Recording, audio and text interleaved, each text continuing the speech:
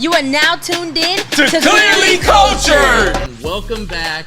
We are back, Clearly Cultured, episode 3, and we got a special episode today. We got the one and only Sauce Walka, and I'm out here with my brother J-Mac from 97.9 The Box, and we got a special guest co-host, Mr. Brandon Buckingham. What up, gang? And without further ado... Hold on. Before you say all that, man. Yeah. We got to say that our partner, Young Jazz, couldn't be here. And she hate that she missed Sauce Walka. We miss you, Jazz. We'll get you back for the next one. Yeah. But this is going to be a special interview right now. Walk, we ready to do this, my brother? Yeah, man. Shout out my boy Lil Bubba in the building, too, man. Y'all was just finna say that, you know what I'm saying? Lil Bubba in the building. And we got Lil Bubba, Big TSF Business in the building. Lil Bubba? Episode 3 with Mr. Ooey himself, Sauce Walka. Let's get it, guys. It was dripping.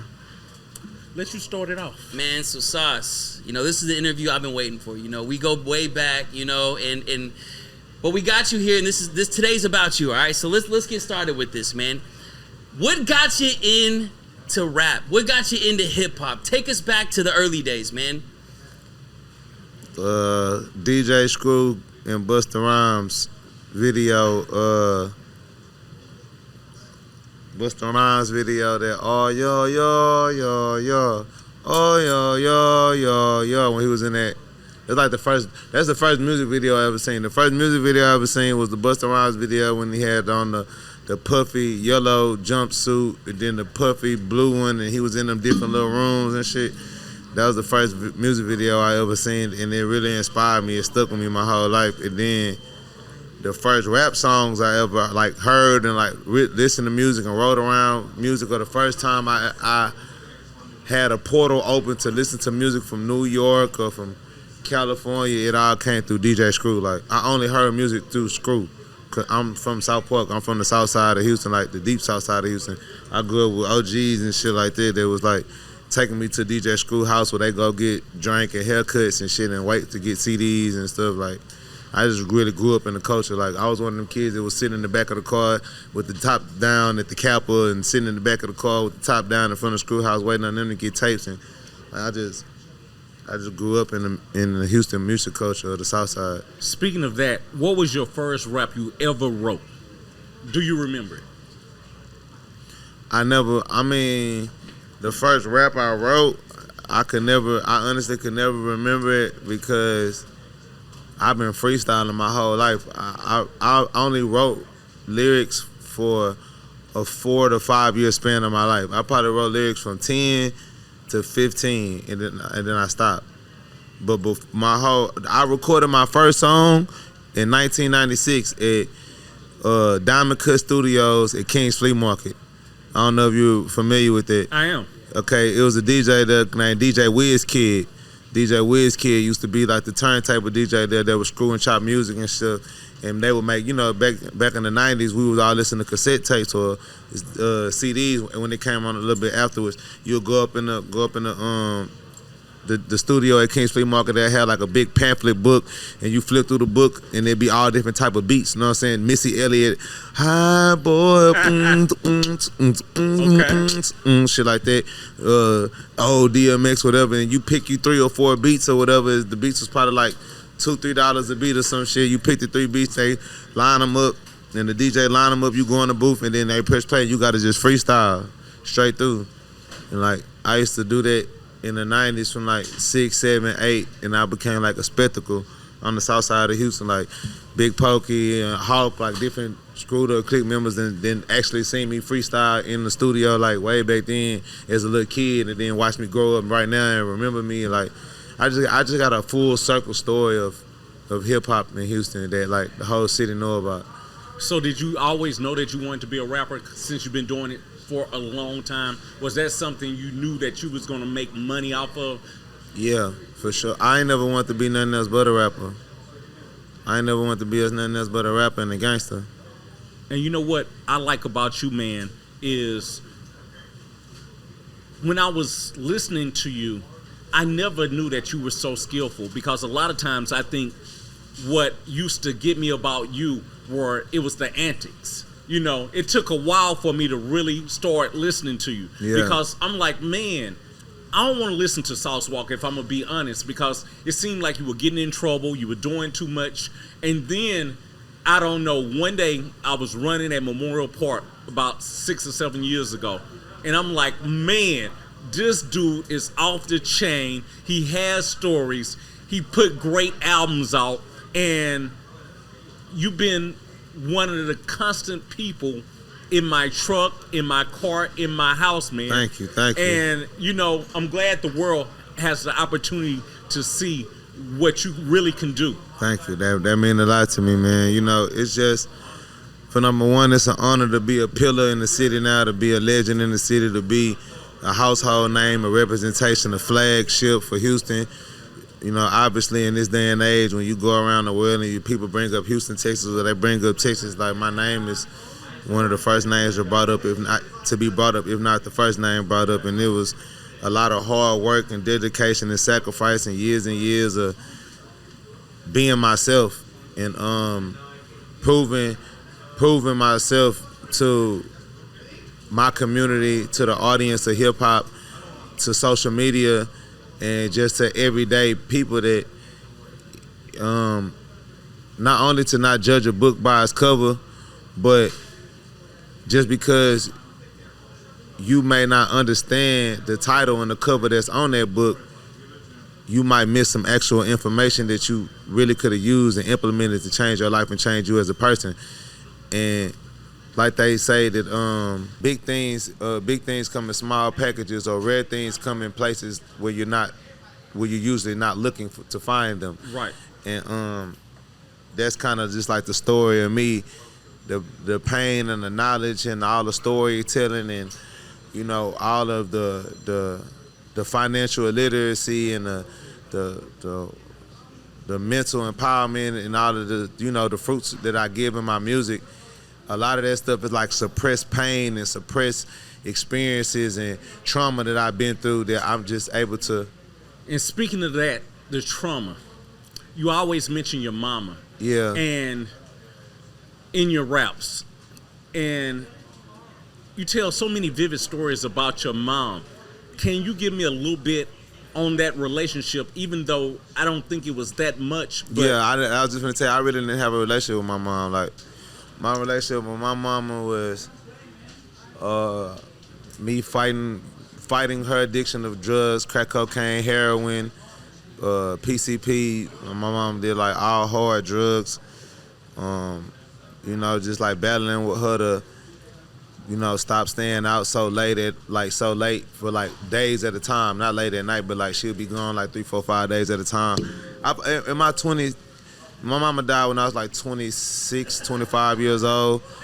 Of the 25 years of living at that time, prior to my mom's death, I probably had only been around her for like 7 years of my life. And those 7, 8 years were spread out. So like she never was there from puberty or, you know, Valentine's Day. Here go your first box of chocolate and flowers to take to the pretty girl at school you like, or, you know, to be there for parent-teacher meetings and none of that. I never got none of those experiences in life. And you know, I just had to battle with her addiction, and also dealing with the fact of her being like, you know, exotic dancer and the nightlife, and I just seen a lot of grown things that a child shouldn't see. And I say all that to say this: how has that really affected you? Is that the reason you are the way you are towards women? I believe it plays a heavy role in my perception and my view upon women and relationships in general, because, I mean, obviously, as you see in the world that we're living in today, the level of, how can we say it, unremorse and masculinity and conniving and dominating style and mentality of women in today's day and age, where really women are just using their beauty and using the love that men have for them, or the chivalry that men give them, to take advantage of them and use their beauty as just a complete job at this point. Like, it's basically the requirements of a man to court any woman now is to provide and take care of her entire life, not just be a protector and a provider. You know, a man is made to protect and provide. A woman or protect and prevent and provide, and a woman is made to raise, nourish, and heal. You know what I'm saying? So it's like we dealing with women now that want to destroy and destruct, and I kind of like. I saw that as a child. What love and what bond is supposed to be closer than a mother's love for her son or for her child? I grew up in the era where a lot of kids grew up without their fathers, and everybody was saying, "Oh, deadbeat dads or black men are not in their child's life." And I was growing up in the black communities, south side of Houston, dealing with the exact opposite, watching everybody get the love and the consoling and the things that a mother gives you, but I didn't have those things, and all I had was a father and discipline. Right. So my last question on your mother: have you ever loved a woman? I don't think I love how people love. I think I love different, but I think the way that I love and what I love has more value and is a lot stronger than the emotional contrast that people base love upon, because a woman will disrespect her husband, a woman will disrespect her family, her children, people that she says that she loves, people that she says that she cares for, people that she's emotionally attached to a certain degree. But if these people if these people make certain mistakes or hurt her feelings or cause a certain level of confusion or cause a certain level of distraught misunderstanding to where communication is not able to mend the relationship and regain love and understanding, that the woman will not only leave that man and take away his love, take his family, take all the things from that man that he's worked so hard to build around that woman, but also use those things as a weapon to tarnish him. And it's crazy to know that so many people out here are just dealing with a world now where you just have to accept it. And just like women don't have to accept men not respecting them and not treating them bad and cheating and all those different things, but in reality, most women make the same mistakes and do the same cheating and do the same unfaithful things that men do. But a man is not requiring you to protect him. A man is not requiring you to pay the bills or to fix his car or to, a man only requires loyalty. Honestly, that's all a man really, really wants. If a woman can give a man divine loyalty, a man is gonna provide and do everything he can to make that woman happy and to make that woman feel protected and feel complete.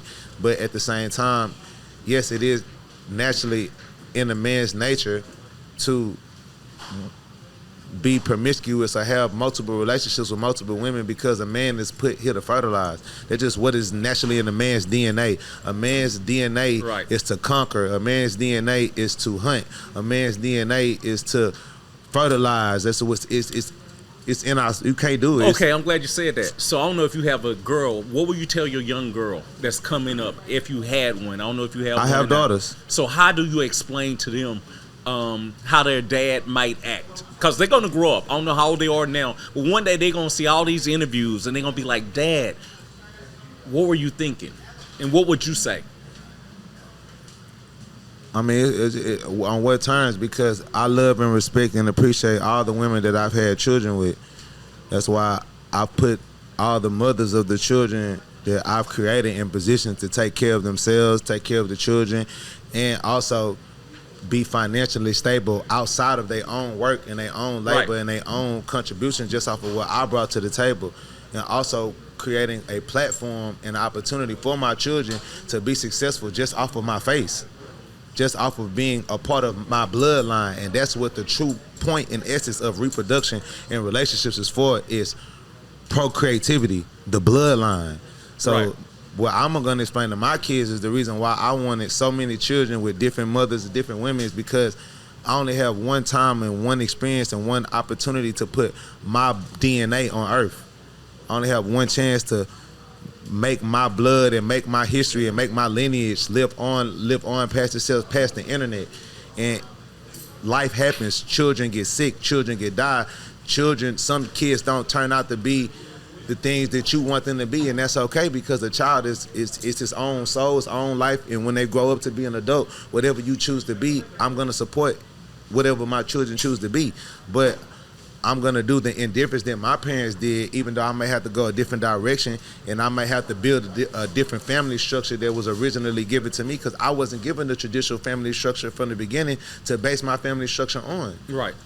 So with that being said, if I know I have the capabilities, I have the time, I have the understanding, I have the knowledge, I have the money needed necessary, the family, the team, the village to raise these children and to provide them with the knowledge and the opportunity, the skill set, because that's what it's really about, skill set, financial literacy, understanding what to do with your money, where to put your money, where not to put your money, what type of trust funds that you need to have versus what bank accounts that you need to have versus to what versus using a bank, using a credit union, whatever.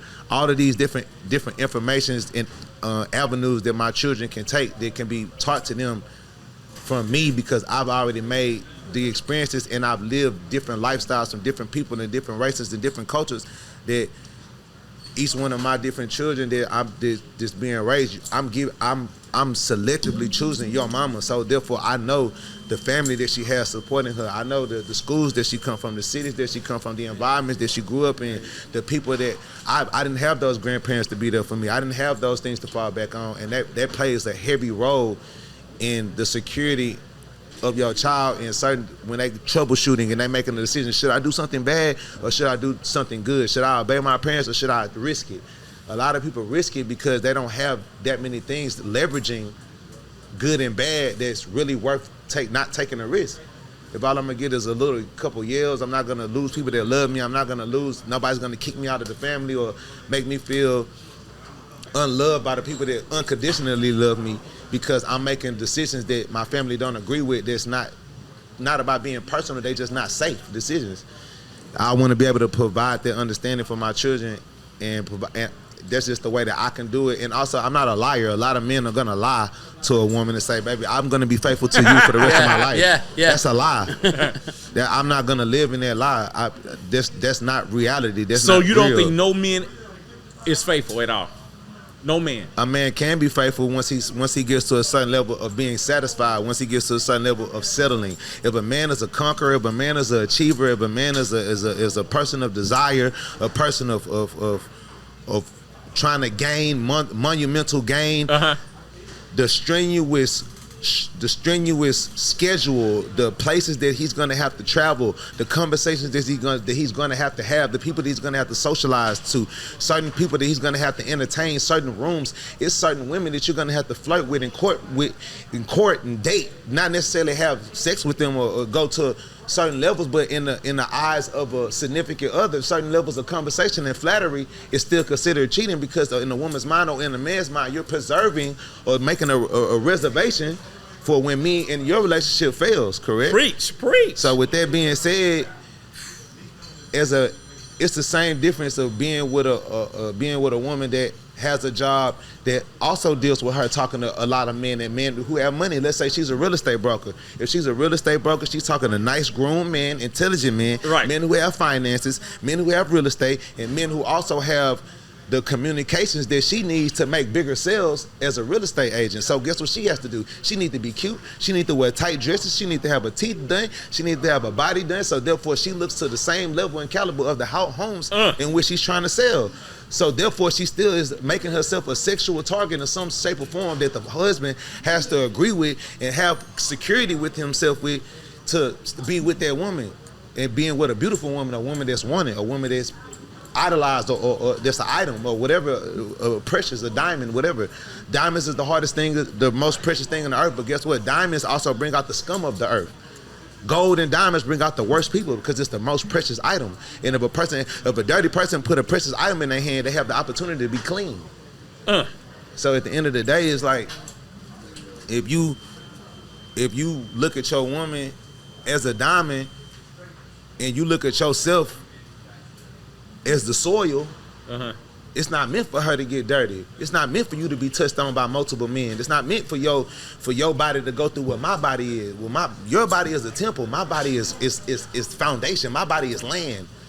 My body is made to put seeds in the ground and plant shit.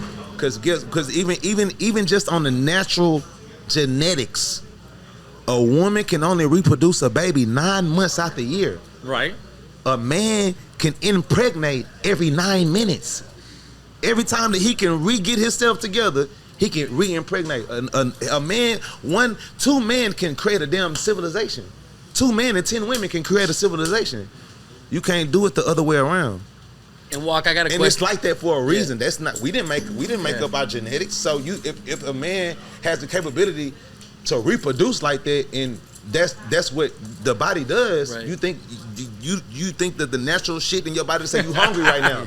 Right now you're hungry. You should eat. I just ate 5 minutes ago. Yeah. It doesn't matter you ate 5 minutes ago. Yeah. You're hungry again. Yeah. It's the same urge. And women genetically don't have that urge. It comes through feelings and emotions. It's not a natural urge. I gotta say this before Mike butt in, but where do you get your knowledge from? Did you graduate from high school? Yeah, I graduated from high school. I graduated from high school early though. I graduated from high school at 16 years old because I kept getting kicked out of school. But I was always very smart. I always had a high vocabulary. I mean, I've over the years, drugs, streets, bullshitting around. It's not the same as it used to be, but I'm just being smart. Do you read books? Yes, for sure. I mean, I've read a lot of books in my life, and I know a lot of information through studying and through research. Like I've done like chronic research on like so many different subjects of life, like certain stuff I don't even want to talk about. But give me one book besides the Bible that you recommend. Think and Grow Rich by Napoleon Hill. Okay, like that. That's a good book. That's a good book. Good book. Definitely, man. And Walk, listen, you brought up, you have daughters, right? Now, one thing that I noticed, obviously, knowing for you for a while, right? When the pandemic came around, we had to think outside the box, right? And one thing that you thought outside the box on was OnlyFans. Mm-hmm. And that's a question I want to ask. Now, with women nowadays growing up and using their bodies to make money and to sell themselves, what's your stance on OnlyFans? I got to ask you, how did that all come about? Because I've seen some we talked about some of the money you made on OnlyFans, and respectfully, it's crazy. And I got to ask you straight up, how did that come about? Honestly, I believe OnlyFans is a platform that everybody's selling everything on. It's not just sex. I mean, it's if you can package yourself up and sell yourself in whatever it is you advertise to the level where a person feels that it's important enough for me to be your subscriber to pay you a monthly fee, a monthly rate of whatever this rate is for me to engage with your content, then have at it, do your best thing, shoot your shot. It's just that the playing field that you're going against, that 95% of the streaming platforms that provide the same services are free platforms. So if you're trying to put the same level of content or the same type of content that you putting on TikTok and Twitter and Instagram that you putting on OnlyFans, but on OnlyFans you're trying to charge subscribers $5, $10, $15 to $50 to $100 for a monthly subscription to get information or entertainment from you, it's kind of hard to convince somebody to do some shit for money that I can get on 5 different platforms for free. For number one. So having a certain level of understanding and vision to see that once the OnlyFans whole thing came about, now you leverage out, okay, you compare and contrast what is going to be my gimmick, what is going to be my angle, how am I going to approach this platform and captivate an audience that pay me a certain amount, a subscription fee of $30 a month. And once you just, you weigh everything out, and then you already dealing with the entertainment industry, you already dealing with the stripper, dealing with strip clubs, music, hip hop videos, models, bikini girls. This is already a whole. I've already been born and raised in this whole lifestyle, so I don't have nothing to be ashamed of or be hide of. I talk to only beautiful women, extremely beautiful women, before rap, without rap, during rap, or after rap. I'm only gonna deal with extremely beautiful women, so that's one notch I don't have to worry about.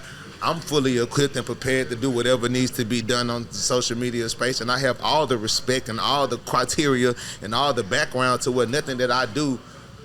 Because I'm not going to do nothing that ain't masculine, for number one. I'm not going to do nothing that ain't some man shit for number one. So once you get past that point, I'm not gonna. It's nothing that I can do weird or out of line that can tarnish my character or who I am for being involved with the OnlyFans shit and like really engaging in it and doing like the porn stuff or doing like whatever comes with it with beautiful girls, which everybody want to do anyway. Right. People have sex with ugly girls and fat girls and girls with love handles and cheeseburger stains in a blouse and record it on their cell phone all day and don't make $1 from it. Can you see this same video you recorded? Yeah. Having sex with Shirley while y'all was drunk off tequilas and hot sauce right here, you could have made $7,500 off that same video. You stressing right now in your everyday lifestyle about paying a $1,400 bill when you have a video in your cell phone that could have made you $7,500. Can you see yourself in 5 years still doing it? Great question. Another reason why I was so ecstatic or just ready to do it is that OnlyFans is residual income. OnlyFans is streaming. OnlyFans is forever. I don't have to keep doing it. It's already done. Right. It's no different than the Hey Martin show. It's no different than Will Smith. There's no different than whatever movie this a DVD show that gets syndicated on Hulu and Netflix and over. When you wake up at 4:00 in the morning, you might see a episode of what's the house with the Olsen twins in it? Full House. Full House. Yeah. You'll see Full House on 5:00 in the morning, the same episode you was watching in 2001 or 98 or whatever, and they still making money off of that. So it's the same difference, but the only difference is it's not 5 or 6 sister and brother holding companies that's making the majority of the equity off of those films back in the day. The majority, the 80% of the equity is going to the content creator, right? And then it's up to you, the content creator, on how far did you monopolize and capitalize on having that audience? Did you make T-shirts from it? Did you make sneakers from it? Did you make lighters? Did you make toys? Did you make cup holders, canisters, calendars? Hey, in one word you just used is you use the word masculinity, right? Right. So I got a question to ask you. Mm-hmm. What do you feel about people wearing nail polish, Gay. especially a lot of these Weird. rappers? I don't respect it. Shout out Drake, yeah. Whoever doing it. I don't care if it was Jesus Christ. No disrespect to anybody else and how they feel. That's not for a man. That's not for a man. Getting your nails painted colors is the same thing as getting a boob job. That's gonna be the next thing. Y'all be saying that. Well, so what do you think about men getting boob jobs but still want to look like a man? I think you want to be a girl, and that's fine. They have the LGBT community for you. I heard Drake was getting titties. Hey, that's what he want to do. Is that what they want to do in Canada? What do they say in Canada? Oh, Canada. Oh, Canada. Hey, man, whatever they want to do, that's what they want to do. Now let's get back to the music, man. When you looking for artists, I see you got a lot of artists in TSL. What do you look for in any particular artist? Personality, image, history, who you are as a person. I don't really care about nobody's music. Honestly, I don't think music is what make people successful. Really? Yeah. 80% of the music that's platinum and that's selling and that's in rotation, the person that's performing it didn't even compose it. Oh. The person that, well, in layman's terms, the person that's performing the song is not the person that wrote that song. It's not the person that thought of that song. So let me say this. You think you can make anybody a star? I've already done it. My dad has more followers than rappers. My dad got 40,000 followers. He does. My dad can start a YouTube channel tomorrow. Miss Megan. She making money. Come on, bro. Again, Sauce White. Yeah. Sauce White. Yeah. A little kid from Hiroshima, Japan. You brought him down 100-some thousand right. followers. That's right. God dog it. And that's all through the TSF brand. All through the South. I can keep going. I got 50 artists on my label. Of my 50 artists on my record label, at least 15 to 20 of them are six-figure successful. And coming from where we coming from, and no record deals coming out the streets, and independent 6 figures a year for an independent artist doing a hobby, that's great. Okay, so I signed to Sauce TSL. What is the first thing I must learn? The language. The language. The rules and the language. The first thing you gotta learn is how to speak the Sauce. Understand what's being spoken. Understand the Sauce Bible. Understand how we speak and how we think, what we believe in, our way of thinking. We got a different belief system than most people. know what I'm saying? Different type of thought process brings you different energy, the law of attraction. So first you learn all of those things, and once you learn those things, you start learning how to implement them. And then once you implement that in your life and your personality and change your image up some, then you start to think of the strategy and the format of how do you want to deliver yourself to the world as an artist. Then we go to that. Wow. And Sauce, you just celebrated a birthday, right? Yeah. And one thing I've noticed is from when I first met you years back, 6-7 years ago, to the man you are now, right? One thing I love seeing is I love seeing you open up, and especially you going and when you went to New York. Tell me a little bit behind the scenes. How did that come about? What made you want to go to New York and go do what you did over there, you know, doing music, doing an album kind of based upon the whole New York scene? What was kind of some of your influences behind that? New York, like I said in the beginning of the interview, I got a lot of my inspiration and a lot of my love for music from DJ Screw.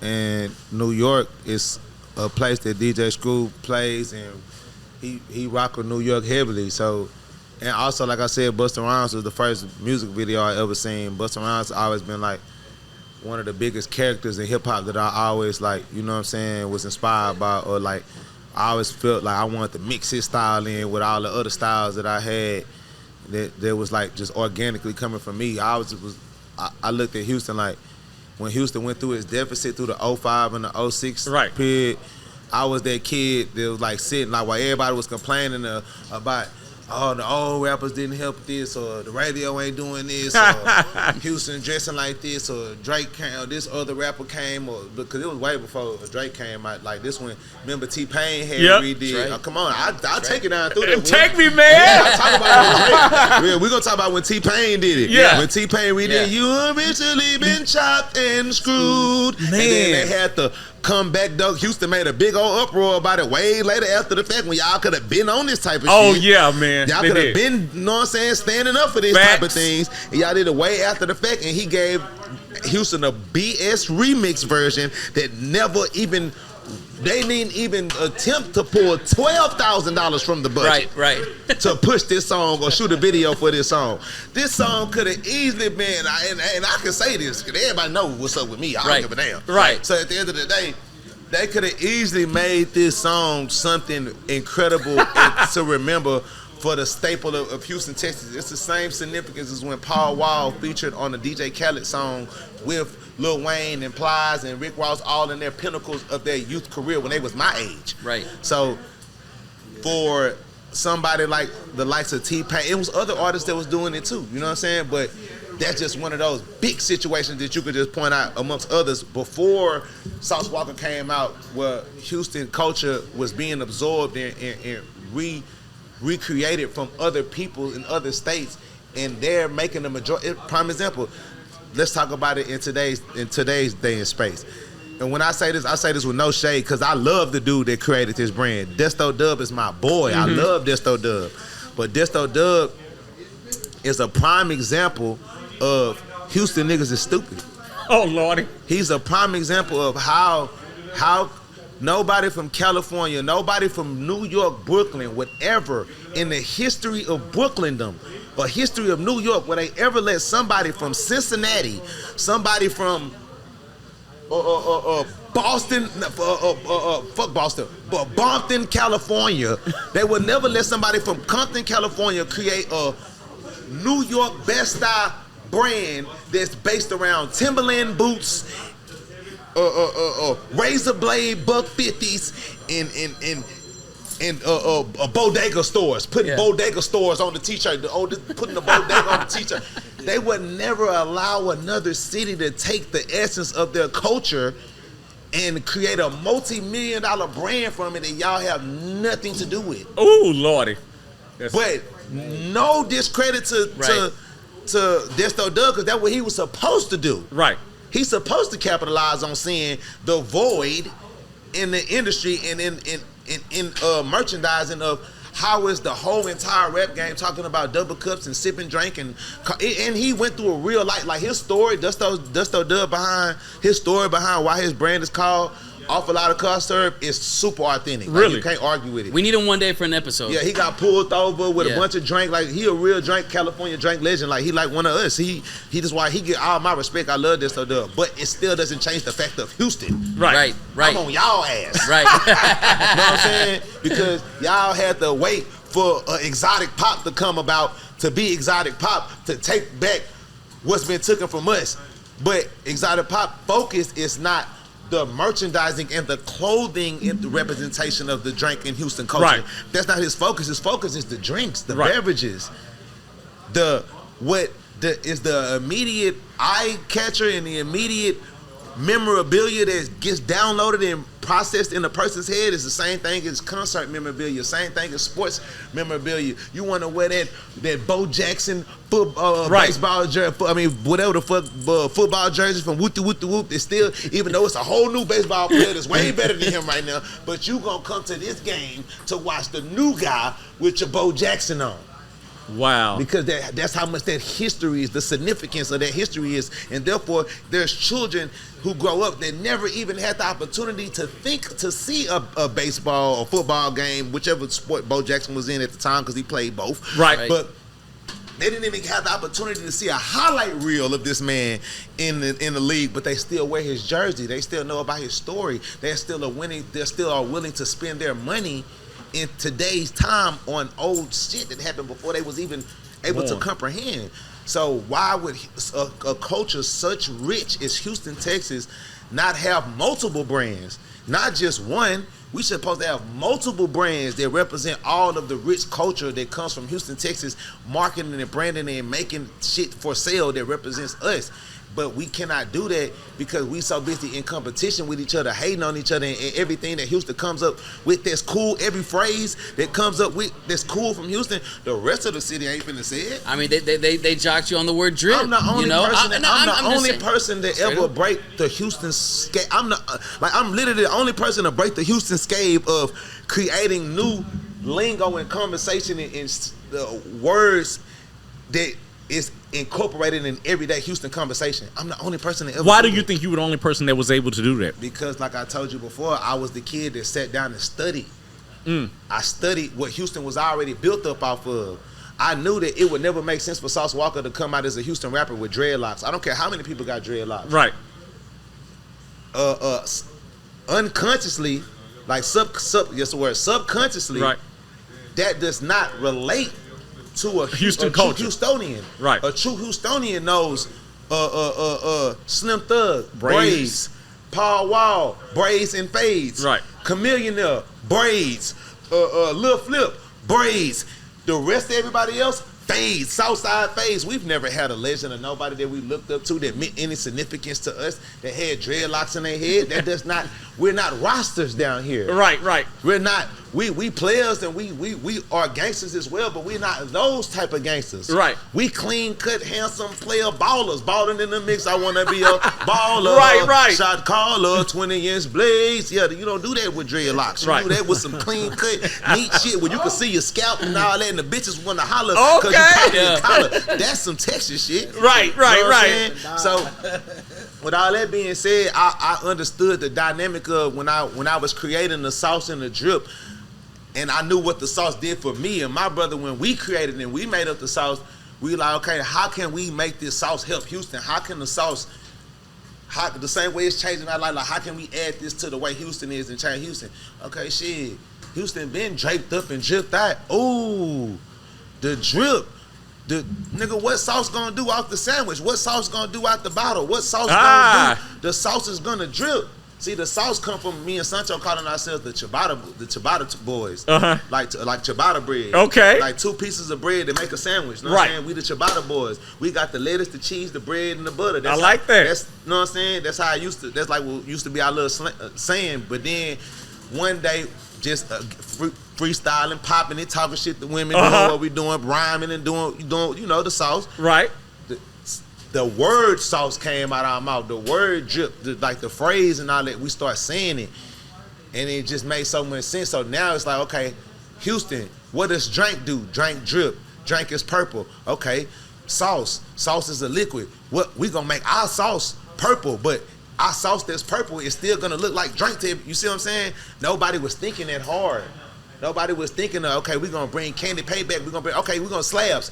We can't do slabs because the slab shit ain't gonna. It's not gonna go international. It's not gonna go international. It's not gonna download in the rest of the world brain. These rims will, because these rims are different. These rims are strange. These rims are ugly. These rims are what the fuck. These rims are beautiful. Yeah. These rims are amazing. These rims are something that doesn't exist anywhere else. Right. So this is something that we can continue to pass on. Everybody got Cadillacs. Everybody that had an old school. It's people, you love this old school car with all your heart and soul. It's still 70 other thousand millions of people that think this is some bullshit that my grandma got in her front yard, and I hate that car every time I see it. You got some people that look at it like it's a classical beauty. But what people, nobody can ever disrespect is this Mercedes Benz, this Maybach, this Rolls Royce, this Ferrari, this Bugatti. People understand right now in today's time the same way how you respect Jalen Green that signed the new contract with the Boston Celtics, 5-year extension for $305 million. You think they give a fuck about an old school house? I want to see this man buy a house that looks somewhere around $305 million. Right. Yeah. Oh, this social media, this was going. I want to see it right now. So if for a person to respect our past but see the growth and see the expansion of our future, what more people should have been doing. It took me to do it first. Put the swangers on new cars. Put the swangers on cars that that's not under 6 figures or double 6 figures. Actually, like I was putting swangers on cars that's $200,000. God dog it. I know people were mad at you at first. Yeah, but they was mad because they was trying to again. Living up on false Houston rules that y'all don't even follow. Prime example, y'all they try to make Houston rules you can't put swangers on the car that's not an old school or a slab or a Cadillac or whatever, but that is not helping our brand go. And guess what? Y'all don't make sense. When you go buy this old school Cadillac, I bet you're not gonna keep your old radio up in there and not use Bluetooth. Straight up. I bet you when you get that old Cadillac, you're gonna put the new radio in there with the new screen, the new deck, because you want a Bluetooth, you want to have your phone on the charger, you want to do all of these new things, you want the accommodations of instant gratification. Yeah. You wouldn't do that without upgrading the car. So why are we not upgrading our whole system so the world can respect? Y'all riding Ford Giottos, we riding swangers. Y'all riding the Rolls Royces, we are too.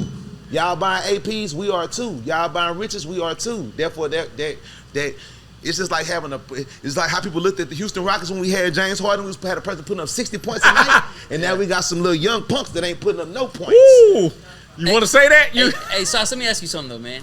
About the drink, you still sipping? Not really. I might occasionally drink. I'm really more into health and like fitness and water and like, you know what I'm saying? But yeah, I love my Rockets. Don't get it twisted. What I'm saying is they need to work harder. We need to get some.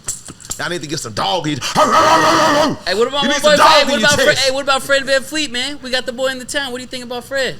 Who, the shooter? Fred Van Fleet, our new big pickup. That's cool. I'm appreciative. Hey. But I would prefer someone else. I'm appreciative. You know what? We could go on and on. We got to do a part 2 because we didn't even talk about the music, man. This has been good. Hold on, Brandon. You got to ask one question too. We need one question from Brandon. I was a little mute. I apologize. My bad. Do your thing. Go ahead. Get it in. Brandon, get it in, man. So I was thrown off. You like dead ass fucking girls raw on camera for OnlyFans?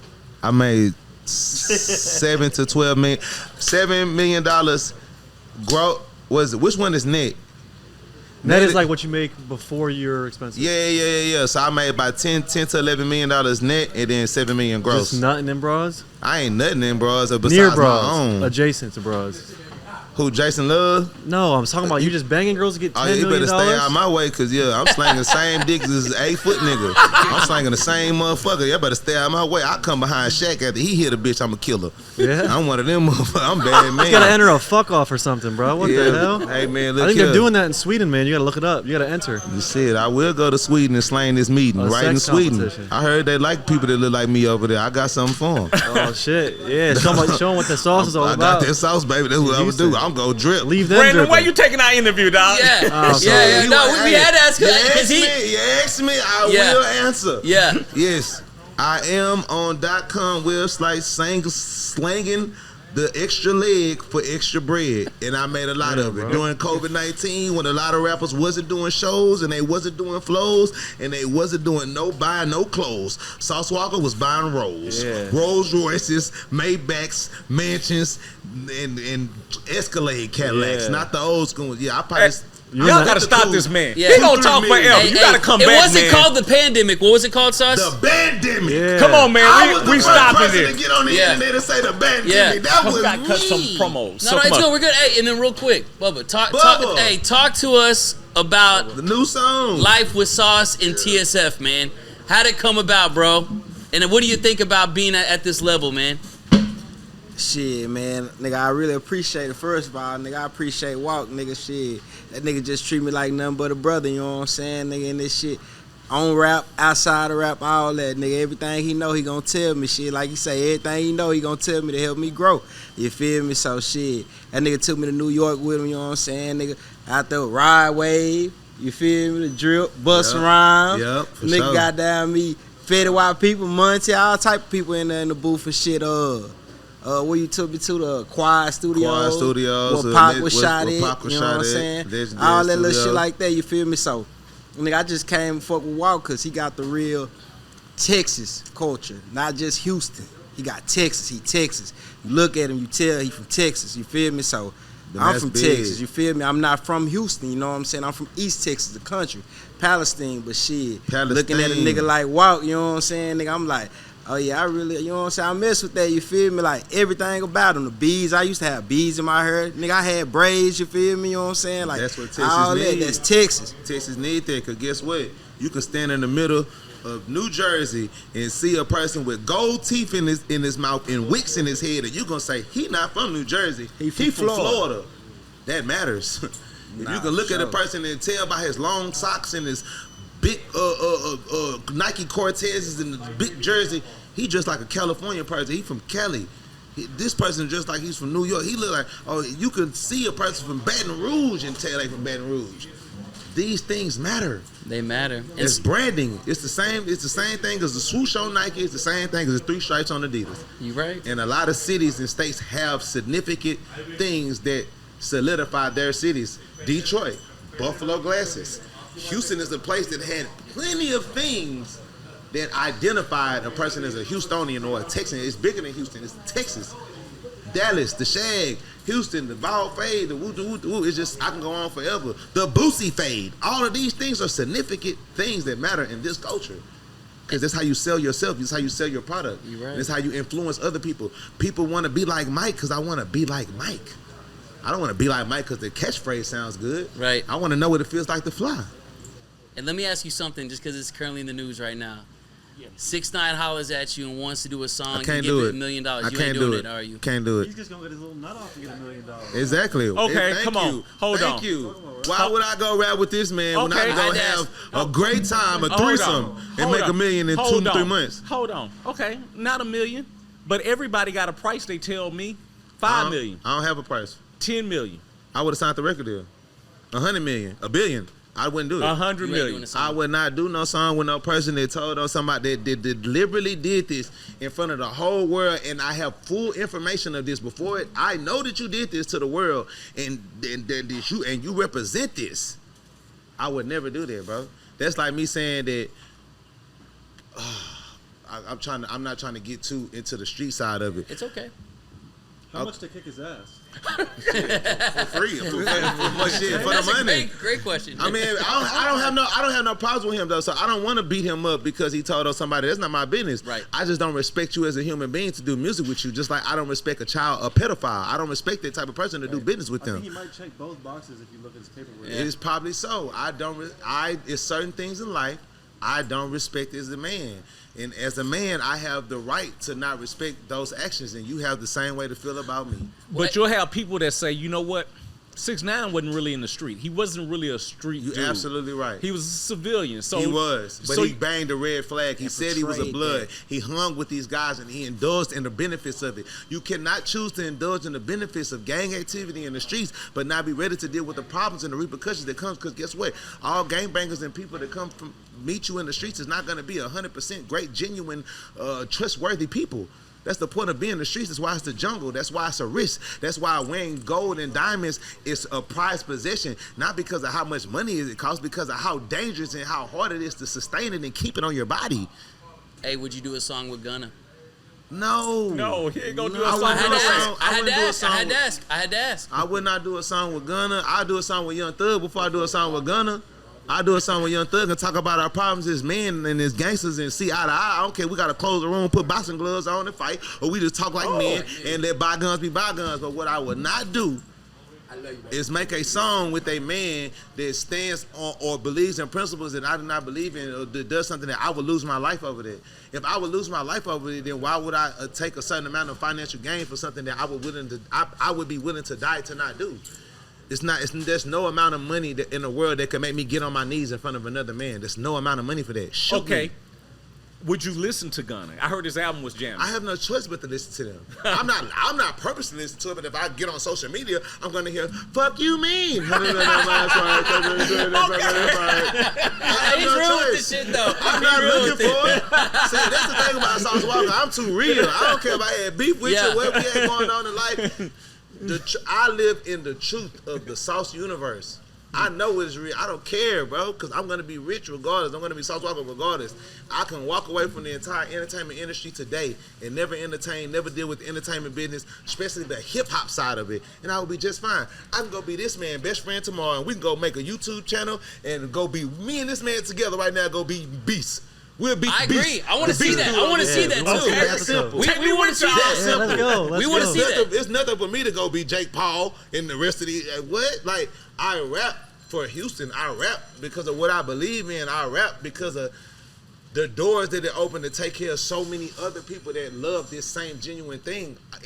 Prime example, everybody doesn't love, or they don't love, like, regardless of my contrast and my pain and experiences with women, I love women and appreciate women more than anything on earth, because what a woman can do and can provide and can give to a man is unreplaceable.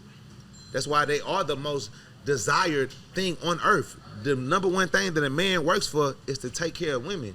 You can say you do it to take care of yourself all day you want to. Every man on earth works to get himself to a position to where he can be loved and he can create family. However it is, bro. It doesn't matter if it's your mama, auntie, cousin, sister, somebody else's daughter. Protect the women and children. That's what it is. That's one thing on earth that may never change with all this other shit changing. So with that being said, why would I not have the mentality of get the money by any means that's within the bounds of means that I respect as a man, even if other people don't agree with it? This is what I agree with, because it's things that y'all do that I won't agree with. I won't make a song with those people, but I'll have sex with 5 girls on camera. Because I'm not ashamed of that. You ashamed of it, right. Or you feel a certain type of way about that, or you don't want people to see you like this right here. I don't want no person to see me doing no song with no person that told on nobody understand. And I don't want to I don't want to paint my fingernails. I want to slap a girl booty that fingernails is painted. I don't want to paint my fingernails. I have no problem with nobody that do that. That's your thing. You have people that feel a certain type of way about me by wearing barrettes in my head. But I wear barrettes in my head because it make women give me more bread. Women like cute things. Women like cute dogs, cute men. You know what I'm saying? Women like cute shit. You know what I'm saying? That's right. Yeah, there ain't nothing cute about your nails being painted. That's girly. You know what I'm saying? Women see young men with nice hairstyles, with shit in the. I ain't never told nobody don't paint your hair. Hey man, you go to Puerto Rico, Dominican Republic, man, they got seashells hanging out their head. It's all type of stuff they doing. Pink colors. Yeah, they getting haircuts out. Yeah, they do pink beard, blonde beard. I have no problem with that. There's nothing wrong with being different and being exotic, but there is a boundary. Exotic pop. Yeah. There's nothing wrong with being different. There's nothing wrong with pushing the envelope. You know what I'm saying? But there is a certain level where we should have a certain restraint. That's just how I feel about it. But that's just my opinion, though. You know what I'm saying? Hey, if y'all want to paint your nails, if you want to wear skirts, whatever you want to do, enjoy your life and do it. I just don't want to do it with you. That's it. Okay. We're going to stop right there for the 5th time. God dog it, man. I want to know what he thinks about Lil Wop. Hey, Gucci Mane artist Lil Wop. Some people like women so much they become one, a.k.a. Lil Wop. And gangster rapper turned woman. What do you think about it? I think he was never a gangster rapper. Would you do a song with him? No. I think anybody of anything like that, there's something that was already preserved or waiting in your head for the right opportunity to experiment with it. And he got the titties too. All right. I don't get it. Yeah. Women get drunk and get freaky and sneaky all the time. Men ain't supposed to do that. No, I'm sneaking nothing, bro. Yeah, I don't drink. See what I'm saying? Self-control. There we go. Hey, right, Sauce. Hey, Sauce. I can cut it. Yeah. No. Don't ask me. Hey, this I'm not gonna lie. Give a damn. Hey, this has been one of the most insightful interviews we've had yet. Don't ask me then. There we go. For everybody else, if you don't want to hear it, don't ask me.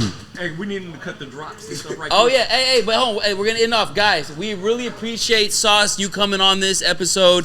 This to me has been one of the best episodes. And yet. he didn't come for you; he came for me. Hey, we appreciate Bubba. We appreciate Brandon. We appreciate Sauce, J Mac, Young Jazz. We missed you, but we'll get you on the next one. Sauce Walka, we appreciate the overwhelming love and support. Episode 3 is a close.